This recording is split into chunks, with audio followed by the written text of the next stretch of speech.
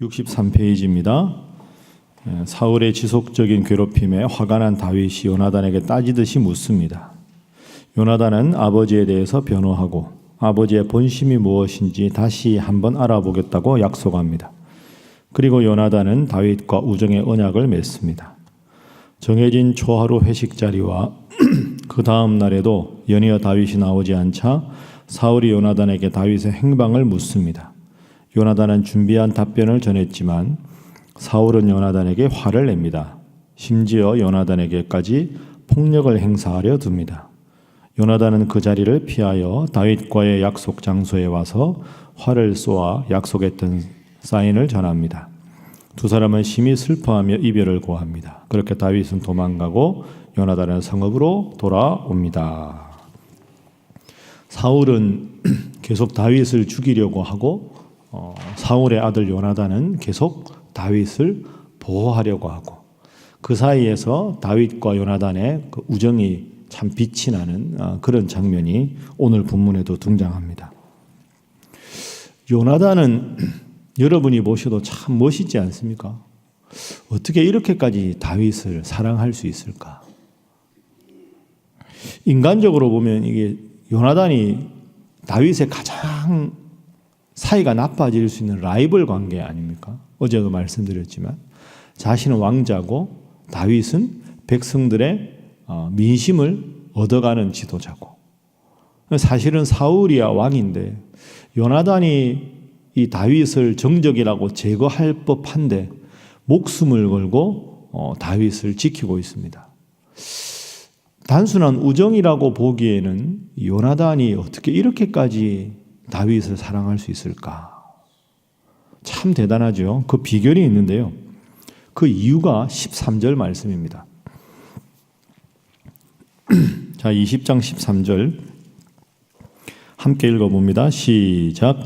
그러나 만일 내 아버지께서 너를 해치려 하는데도 내가 이 일을 내게 알려주어 너를 보내어 평안히 가게 하지 아니하면 여호와께서 나 요나단에게 벌을 내리시고 또 내리시기를 원하노라. 여호와께서 내 아버지와 함께 하신 것 같이 너와 함께 하시기를 원하노니. 아멘. 요나단이 이렇게까지 다윗을 사랑할 수 있었던 이유가 뒷부분입니다. 여호와께서 내 아버지와 함께 하신 것 같이 너와 함께 하시기를 원하노라. 이걸 원문으로 보면 여호와께서 내 아버지와 함께 하셨다는 완료형으로 끝이 납니다. 그리고 뒷부분에 너와 함께 하시기를 원한다 할 땐 이건 미완료입니다. 히브리어 동사에는 완료형이 있고 미완료형이 있습니다. 완료형은 우리가 아는 대로 끝난 동작이고 미완료는 완료되지 않고 계속되는 동작입니다. 그러니까 요나단이 다윗을 지킬 수 있었던 이유는 이게 오늘 첫 번째 교훈인데요. 친구 대 친구로 본 게 아니라 하나님의 관점에서 다윗을 보는 안목이 열렸기 때문입니다. 하나님께서 다윗을 어떻게 내가 대하기를 원하실까? 하나님께서 내 아버지에 대해서 이 다윗을 어떻게 하기를 원하실까? 그러니까 친구 대 친구, 아버지의 관점, 나의 관점이 아니라 하나님의 관점에서 다윗을 본 거죠. 그러니까 내 아버지는 13절 말씀에 하나님께서 함께 하셨다가 이미 하나님을 떠났다. 그런데 하나님이 지금 이 다윗을 보호하시고 함께 하신다. 하나님이 이 다윗을 보호하시면 내가 이 다윗을 지켜주는 것이 하나님의 뜻에 맞다. 이게 요나단의 생각입니다. 그래서 요나단이 이렇게 할 수가 있었던 거죠. 여러분, 이것이 우리에게 주는 교훈이 참 큽니다. 혈연을 떠나서 여러 모든 정치적인 이해관계를 떠나서 오직 하나님의 관점에서만 요나단은 다윗을 바라봅니다. 이게 정말로 믿음의 사람의 문제가 아니겠습니까? 모든 관계가 아니라 하나님의 관점에서 때로는 다른 사람들은 문제 삼지 않아도 꾸짖을 수 있어야 되고 다른 사람들은 다 꾸짖어도 하나님이 그를 보호하시면 나도 앞장서서 하나님을 보호할 수 있어야 되고 교회의 문제나 직장의 문제나 가정의 문제나 하나님이 이 문제를 어떻게 바라보시고 하나님께서 내가 어떻게 하기를 원하실까? 그 관점을 가진 게 신앙인인데 그 훌륭한 신앙의 관점을 잘 간직한 인물이 이 요나단이었습니다. 여러분도 이 새벽에 그리고 늘 기도하실 때 하나님의 관점에서 환경을 바라보고 사람을 바라보게 하소서 기도하셔서 늘 요나단 같은 신실한 인물 다 되시기를 주님 이름으로 축복합니다. 자, 두 번째는 사울에 대해서 생각해 보겠습니다. 사울은 또 왜 이렇게까지 다윗을 미워하는가? 이 아들 요나단과 원수져서 요나단은 다윗을 보호하니까 요나단을 죽이려고 할 정도로 사울은 왜 이렇게까지 하는가? 그렇게 다윗을 죽이려 해도 안 되면 그래 여기까지인가 보다 포기할 법도 한데 이렇게까지 집착하는 이유가 뭔가? 자, 30절 한번 보십시오.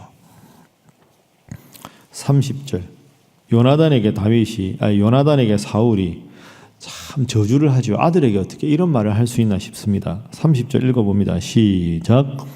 사울이 요나단에게 화를 내며 그에게 이르되 패역무도한 계집의 소생아, 내가 이새의 아들을 택한 것이 내 수치와 내 어미의 벌거벗은 수치됨을 내가 어찌 알지 못하랴. 패역무도한 계집의 소생아. 아들에게 이런 말을 한 건 아들하고 이게 단절하겠다는 뜻이죠. 요나단이 얼마나 상처를 받았을까요? 자기 부인에 대해서 이렇게까지 말을 할 수가 있을까요? 이게 정상적인 범위를 완전히 사울은 넘어선 거죠. 어제 본문 말씀 본 대로 악령에 깊이 사로잡혔습니다. 더 중요한 원인이 31절입니다. 그렇게 다윗을 미워한 이유 읽습니다. 시작.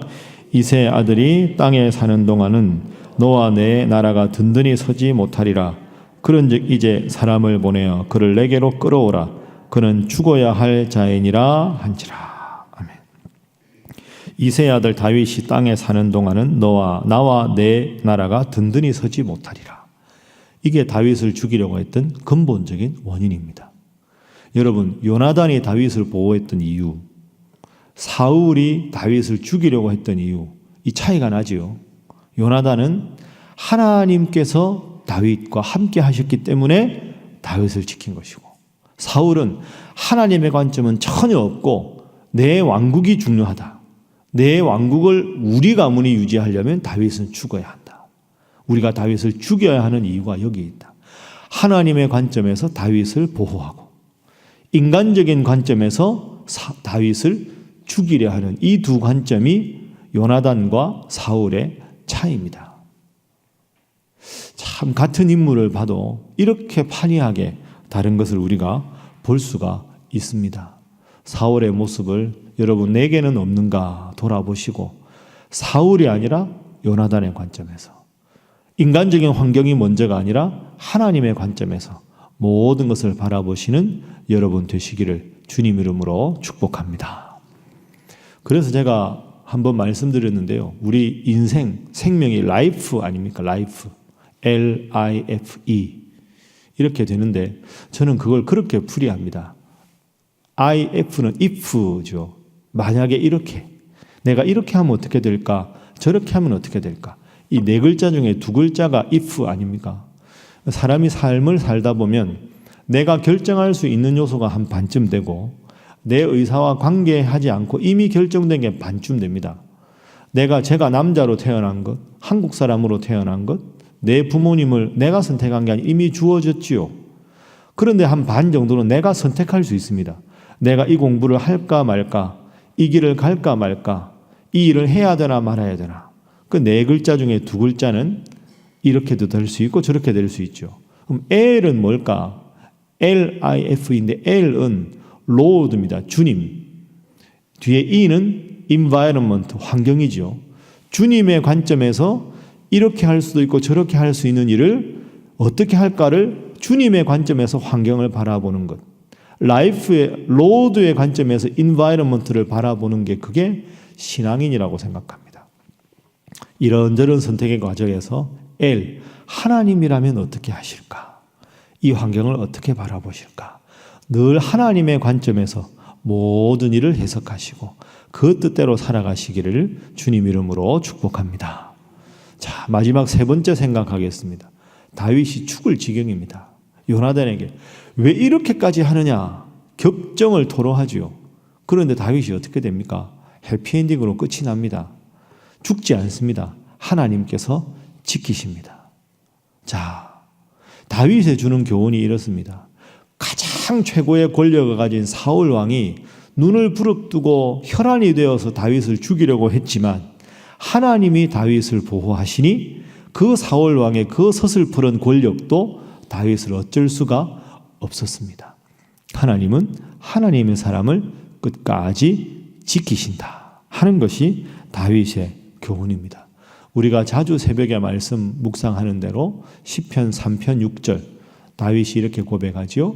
천만인이 나를 애워싸 진친다 할지라도 나는 두려워하지 아니하리로다. 사울 왕이 아무리 나를 해하려고 해도 하나님이 나를 지키시기에 하나님이 나와 함께 하시기에 저는 평안을 누릴 수가 있습니다. 이게 다윗의 고백입니다. 여러분도 인생 살아가실 때 이런 일이 있지 않겠습니까? 그 엄청난 권력을 가진 사람이 여러분을 해하려 할지라도 항상 하나님 앞에 내가 바르다면, 하나님 앞에 내가 정직하다면 하나님 나를 지키신다. 이 믿음을 여러분도 평생 가지시고 여러분의 자녀들과 자손들도 그 믿음을 잘 가지셔서 올곧은 믿음의 길에 서서 다윗이 지금은 죽음의 위기 가운데 힘들어하고 있지만 가장 이스라엘 역사상 위대한 왕으로 하나님 들어 쓰시는 날, 그날이 있었듯이 여러분도 늘 하나님 편에 서서 승리하는 인생, 복된 인생 다 살아가시기를 주님 이름으로 축복합니다. 기도하겠습니다. 하나님, 하나님의 관점에서 환경을 바라보게 하시고 하나님께서 지키시는 자로 하나님 앞에 늘 깨어서 기도하며 말씀 묵상하며 하나님의 뜻을 따라 살아가는 자 되게 하여 주옵소서. 하나님, 그러한 우리 살아가는 가족들 되게 하시고 자손들 되게 하시고 우리 신일교회 모든 성도들 되게 하여 주옵소서. 153 새생명 초청잔치를 통해서 전도한 성도들 하나님 앞에 잘 나올 수 있게 하시고 또 이번 주는 추수감사주일로 우리 교회 생일주일로 온 세대 예배로 드립니다. 온 교회가 하나 되어 하나님을 높이는 교회, 복받는 성도들 되게 하여 주옵소서. 다 함께 주님 앞에 기도하겠습니다. 주여 믿습니다. 주여 믿습니다. 주여 믿습니다.